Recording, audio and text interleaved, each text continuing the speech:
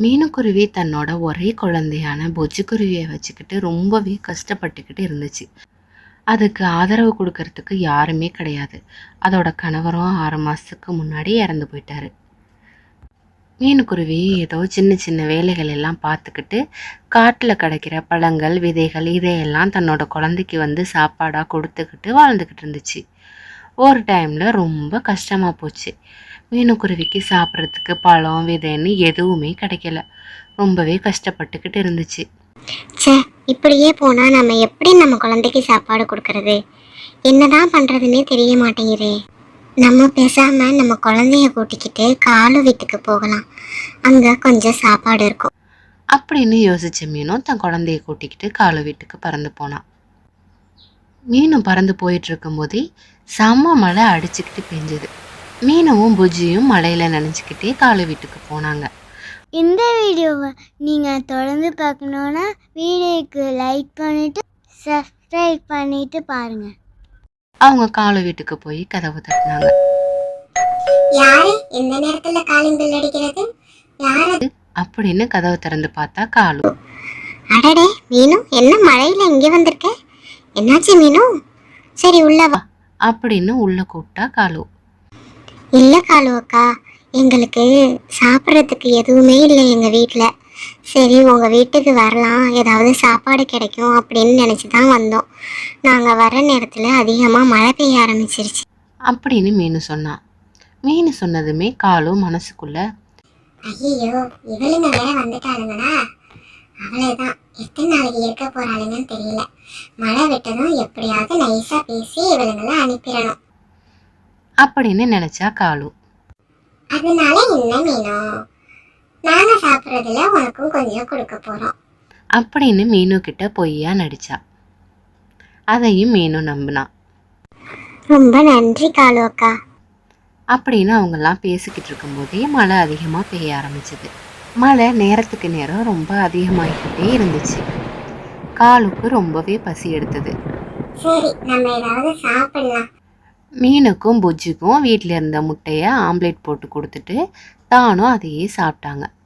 சாப்பிட்டுட்டு 3 பேரும் படுத்து தூங்கிட்டாங்க. ரொம்ப நேரம் ஆகியும் மழை விடவே இல்லை.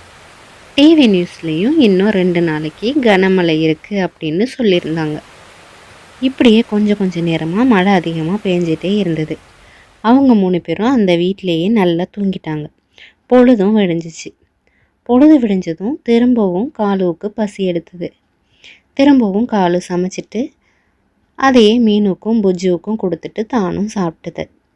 காலு சாப்பாடு கொடுத்தாலும் காலு மனசுக்குள்ள ஒரு கெட்ட எண்ணம் இருந்துக்கிட்டே இருந்துச்சு. இவளுங்க வேற இந்த மழையில இங்கே வந்து மாட்டிக்கிட்டாளுங்க. இவளுங்களுக்கும் சேர்த்து சமைச்சோம்னா நம்ம வீட்டில் இருக்கிற எல்லா பொருளும் சீக்கிரமா காலி ஆயிடும். எப்படியாவது புஜ்ஜியை இந்த வீட்டை விட்டு துரத்திடணும், இந்த வீட்டில் வச்சுக்க கூடாது அப்படின்னு சொல்லி காலு ஒரு பிளான் போட்டுச்சு. அது தன்னோட பிளான் படியே ஒரு இடத்துல உட்காந்து அழுதுட்டு இருந்தது. ஐயோ நான் என்ன பண்ண போறேன்னு தெரியலையே, யார் எடுத்திருப்பா? என்ன காலு அக்கா, ஏன் அழுதுகிட்டு இருக்கீங்க? இல்ல மீனோ, நான் ஒரு தங்க நெக்லஸ் வச்சிருந்தேன், அதை திடீர்னு காணோம். நேற்று வரைக்கும் நான் அதை போட்டுட்டு தான் இருந்தேன். இப்ப பாத்தீங்கன்னா அதே காணோம். எங்க இருக்குன்னு தெரியல. என் கழுத்துல போட்டிருந்தேன் பாத்தியா, அதுதான் அது. ஆமாக்கா பார்த்தேன், ஆனா இப்ப எங்க போயிருக்கும்னு தெரியலையே. நீங்க தானே போட்டிருந்தீங்க. எனக்கு என்னமோ ஓமையிலதான் சந்தேகமா இருக்கு. இது வரைக்கும் என் நெக்லஸ் தொலைஞ்சு போனதே கிடையாது. நீதான் எடுத்திருக்கணும் மீனோ. என் நெக்லஸ் எங்க வச்சிருக்க சொல்லு. ஐயோ அப்படிலாம் இல்லக்கா, நீங்க என்னைய தப்பா நினைச்சுக்கிட்டு இருக்கீங்க. எனக்கு அந்த மாதிரி திருடுற பழக்கம்லாம் கிடையாது. என்கிட்ட காசு பணம் இல்லையே தவிர நான் யாரோட பொருளையும் திருட மாட்டேன். நீ வந்த பிறகுதான் என் நெக்லஸை காணும். அப்படின்னா நீ தானே எடுத்திருக்கணும். இல்லக்கா நான் எடுக்கவே இல்லை, என்னை நம்புங்க. இப்படிப்பட்ட திருட்டு வேலை பண்ணிட்டு உன்னால எப்படி என் வீட்லயே இருக்க முடியுது? முதல்ல என் வீட்டை விட்டு வெளியில போ அப்படின்னு சொல்லி மீனுவையும் புஜ்ஜுவையும் காலும் மழையில வெளியில தள்ளிருச்சு. அவங்க 2 பேரும் என்ன பண்றதுன்னே தெரியாம அழுதுகிட்டே காட்டுக்குள்ள போனாங்க. அங்க ஒரு குகைக்குள்ள ஆந்தையோட வீடு இருந்துச்சு. இவங்க 2 பேரும் அழுதுகிட்டே வரத பார்த்து, கண்ணுங்களா, ஏன் 2 பேரும் இப்படி அழுதுகிட்டே வரீங்க? அப்படின்னு ஆந்தை கேட்டுச்சு. ஆந்தைக்கிட்ட மீனும் நடந்தது எல்லாத்தையும் சொன்னான். தான் மேல பொய்யான பழிய போட்டுருச்சு காலு அப்படின்னு சொல்லி ரொம்பவே அழுதா. ச்சே, இந்த காலுவுக்கு இதே வேலைதான். இந்த காலு தன்னைய காப்பாத்திக்கிறதுக்காக என்ன வேணாலும் சொல்லும், என்ன வேணாலும் பொய் சொல்லும், எந்த வேலை வேணாலும் செய்யும். அது உங்களை வீட்டை விட்டு அனுப்பணுங்கிறதுக்காக இந்த மாதிரி பொய்யான பழிய போட்டிருக்கு. இருங்க இருங்க, அந்த காலுவுக்கு ஒரு பாடம் கற்பிக்கலாம். சரி, நைட்டு நேரம் ஆயிடுச்சு, அதனால நீங்க 2 பேரும் இன்னைக்கு என் வீட்லயே தங்கிருங்க, நாளைக்கு நீங்க போகலாம். அப்படின்னு ஆந்தை சொன்னுச்சு. ஆந்தையோட பேச்சை கேட்டு மீனுவும் புஜ்ஜியும் ஆந்தை வீட்லேயே தங்குனாங்க. அடுத்த நாள் காய்கறி வாங்கறதுக்காக மார்க்கெட்டுக்கு 3 பேருமே போனாங்க. 3 பேரும் போன இடத்துல காலுவும் அங்கே வந்திருந்தா. காலு தொலைஞ்சதா போய் சொன்ன நெக்லஸை போட்டுக்கிட்டு மார்க்கெட்டுக்கு வந்திருந்தா. அதை பார்த்து அதிர்ச்சி அடைஞ்ச மீனும் ஆந்தைக்கிட்ட சொன்னான். ஆந்த என்ன காலு தொலைஞ்சதா சொன்ன நெக்லஸ் இதுதான், அவ போட்டிருக்கா பாருங்க. அப்படி சொன்னதும் காலுவை கவனிச்ச ஆந்தை உடனே காலுக்கிட்ட போனாரு. என்ன காலு, தொலைஞ்சதா சொன்ன நெக்லஸ் எப்படி திருப்பி கிடைச்சது? புதுசா வாங்கினியோ? அது அது வந்து இது அங்க வீட்லயே வெளியில கிடந்தது, அதான் நான் கண்டுபிடிச்சி எடுத்துட்டேன் அப்படின்னு மழுப்பி மழுப்பி பதில் சொன்னிச்சு காலு. இந்த மழுப்பெல்லாம் என்கிட்ட வச்சுக்காத. தேவையில்லாம அநியாயமா 2 அப்பாவிங்க மேல பழி போட்டிருக்க. அவங்கள மலையில வீட்டை விட்டு அனுப்பியிருக்க.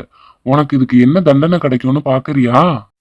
ஐயோ ஆந்தண்ணே, என்ன மன்னிச்சிருங்க ஆந்தண்ணே, நான் தெரியாம தப்பு பண்ணிட்டேன். மழை நேரத்துல சாப்பாட்டுக்கு என்ன பண்றது, நானும் கஷ்டப்படணுமே அப்படின்னு நினைச்சுதான் நான் தப்பு பண்ணிட்டேன். என்னைய மன்னிச்சிருங்க. என்கிட்ட ஏன் மன்னிப்பு கேட்கிற? நீ மன்னிப்பு கேட்க வேண்டியது மீனு கிட்ட தான். அவகிட்ட போய் மன்னிப்பு கேளு முதல்ல. சாரி மீனு, என்ன மன்னிச்சிரு மீனு, நான் ஏதோ தெரியாம பண்ணிட்டேன். மேலையும் பொய்யான பழைய சுமத்திட்டேன். என்னை மன்னிச்சிரு மீனு, இனிமே இந்த மாதிரி நடந்துக்க மாட்டேன். சரி அக்கா, பரவாயில்ல. இனிமே உங்க வீட்டுக்கு உதவின்னு வந்தவங்க கிட்ட இந்த மாதிரி நடந்துக்காதீங்க. இந்த மாதிரி பொய்யான பழி சுமத்தினீங்கன்னா உங்க வீட்டுக்கு யாருமே வரமாட்டாங்க. அப்புறம் உங்க கூட யாருமே பழகவும் மாட்டாங்க, பாசமா இருக்கவும் மாட்டாங்க. இனிமேலாவது ஒழுங்கா எல்லார்கிட்டையும் பாசமா அன்போட நடந்துக்கங்க. சரி மீனு, நான் இனிமே அப்படியே நடந்துக்கிறேன்.